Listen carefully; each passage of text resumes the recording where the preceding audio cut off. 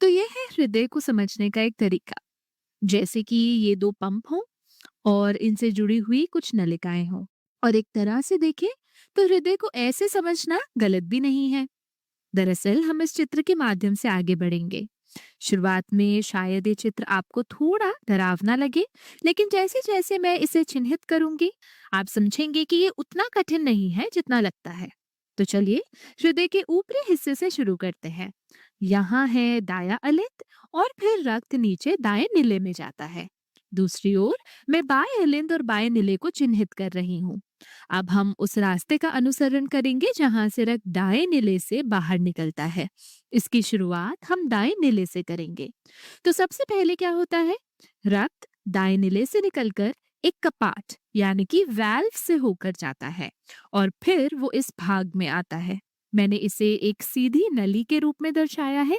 इसे अंग्रेजी में कहते हैं पल्मोनरी ट्रंक।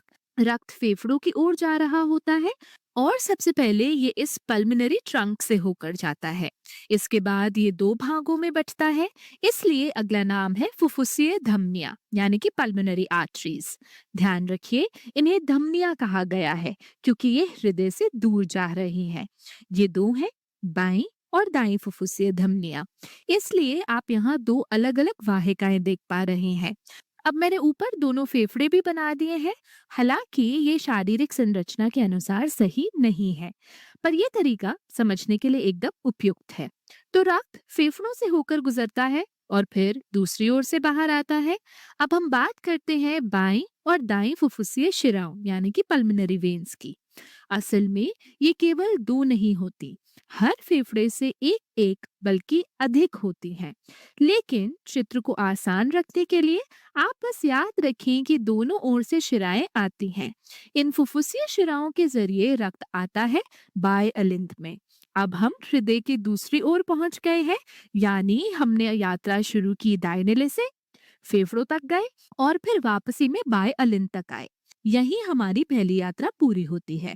इस भाग को कहते हैं फुफ्फुस संचरण यानी कि पल्मोनरी सर्कुलेशन। ये एक पूरा चक्र है जो हृदय से शुरू होकर हृदय तक लौटता है।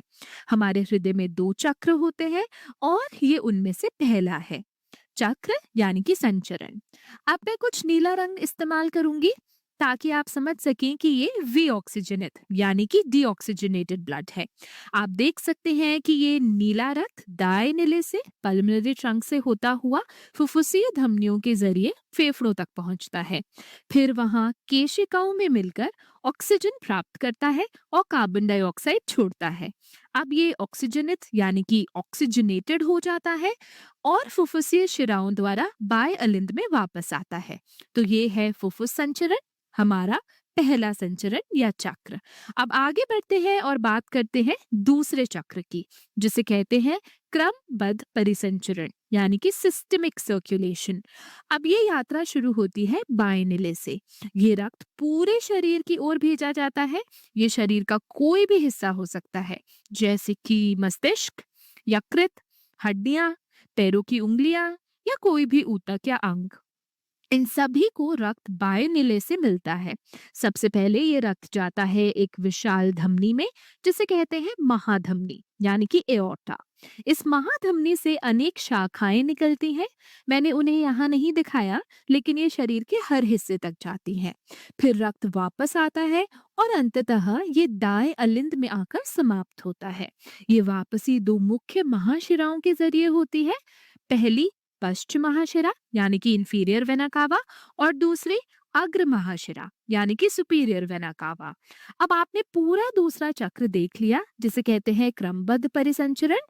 अब आप देख सकते हैं कि हृदय वास्तव में दो अलग अलग परिसंचरण पर कार्य करता है।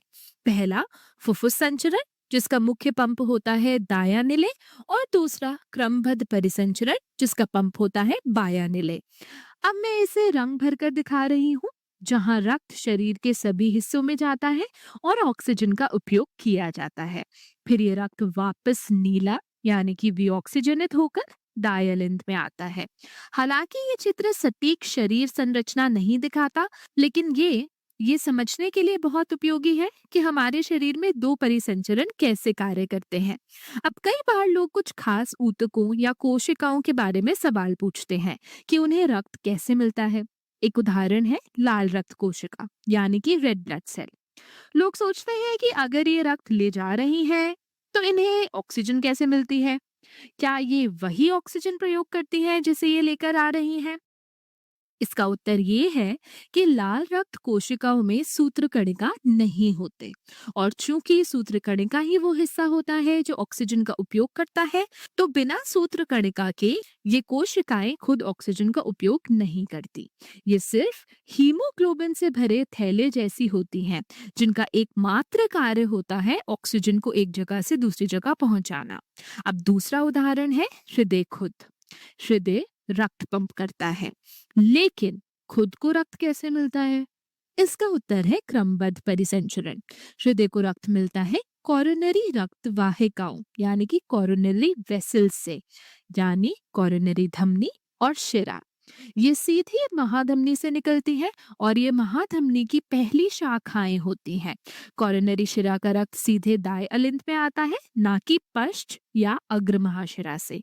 अब अंतिम उदाहरण फेफड़े।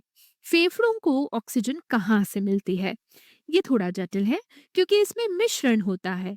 फेफड़ों को रक्त मिलता है ब्रोंकियल धमनी से, जो क्रमबद्ध परिसंचरण से आती हैं। इनके अलावा कुछ शिराएं भी होती हैं जो वापस जाती हैं और फुफ्फुसीय शिराओं में मिल जाती हैं। तो असल में फेफड़ों को रक्त दोनों परिसंचरणों से मिलता है, फुफ्फुस परिसंचरण से और क्रमबद्ध परिसंचरण से, और इनके बीच रक्त का मिश्रण होता है, खासकर केशिकाओं में। तो ये एक बहुत ही दिलचस्प अंग है जहां दो परिसंचरण मिलकर कार्य करते हैं। इस विषय को हम अगले वीडियो में और विस्तार से समझेंगे, लेकिन अभी के लिए बस इतना जान लेना जरूरी है कि फेफड़ों में क्रमबद्ध और फुफ्फुस संचरण का मिला जुला प्रवाह होता है।